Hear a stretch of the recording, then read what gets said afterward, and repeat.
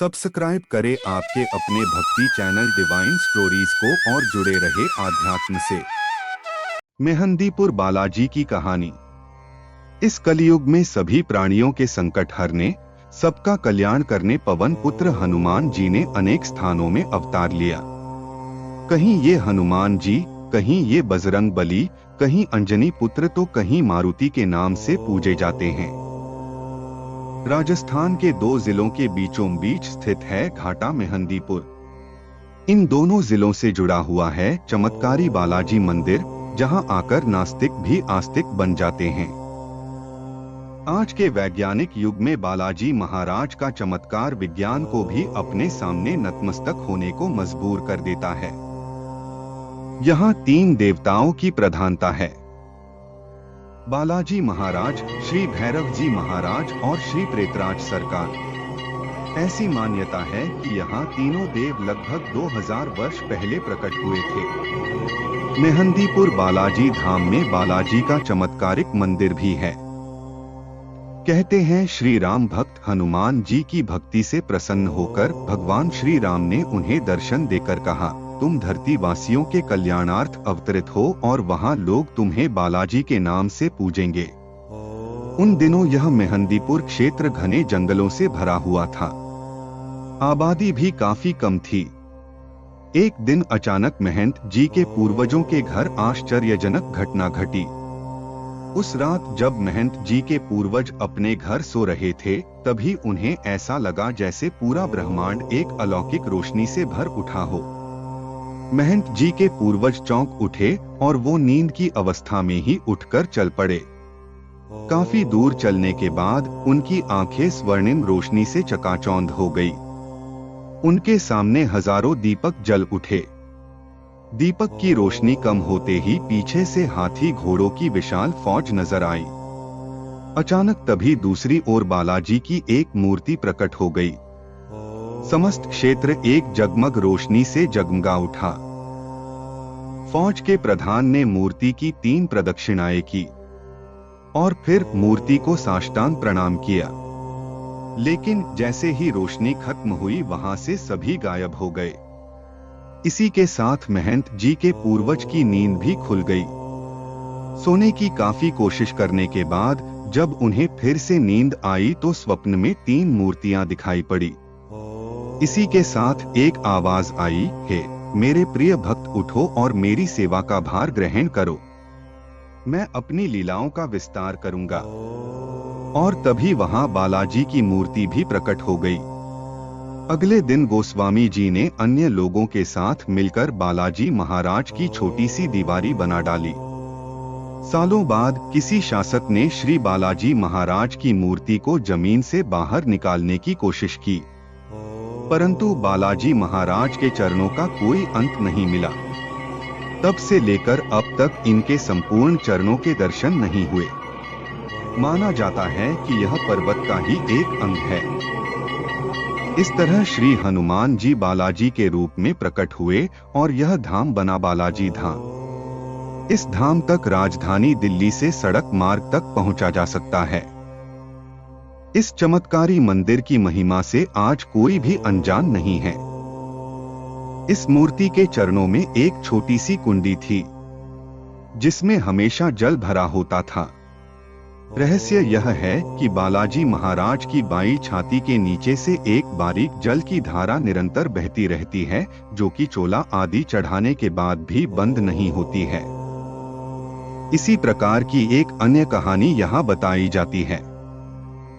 एक बार बालाजी का चोला लेकर जब एक व्यक्ति मंडावर रेलवे स्टेशन पहुंचा, तो रेलवे के अधिकारी ने लगेज का निर्धारण करने के लिए उसे तौलने का प्रयास किया, लेकिन बार बार चोले के वजन में फर्क आने लगा। अंत में थक हार कर उस अधिकारी ने चोले का वजन करने का ख्याल ही त्याग दिया और बालाजी के चमत्कार से अभिभूत हो गया। यहाँ की विशेषता यही है कि मंदिर में किसी व्यक्ति विशेष द्वारा कोई चमत्कार नहीं किया जाता। यहाँ श्रद्धा पूर्वक आने वाले भक्तों को तमाम कष्टों तथा व्याधियों से मुक्ति मिलती है। भूत प्रेत की बाधा, पागलपन आदि अन्य कष्टों के संकट बालाजी महाराज की कृपा से यहाँ कट जाते हैं।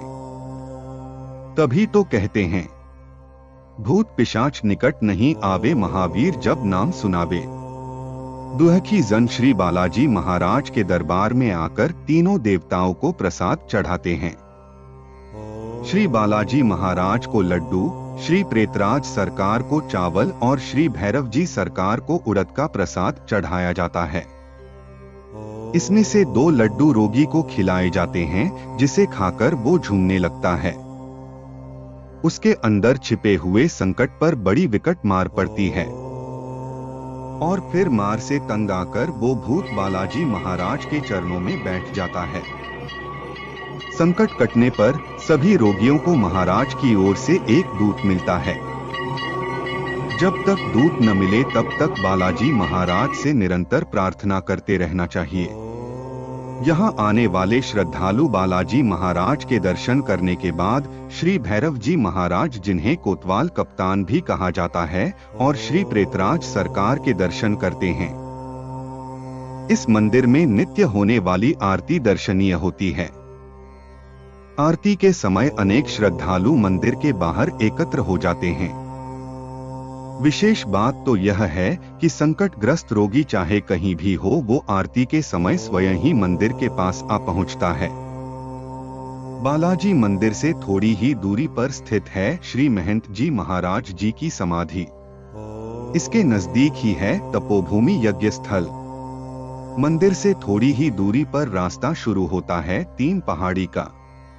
पहली पहाड़ी की यात्रा करने पर सर्वप्रथम काली माता के प्राचीन मंदिर के दर्शन होते हैं।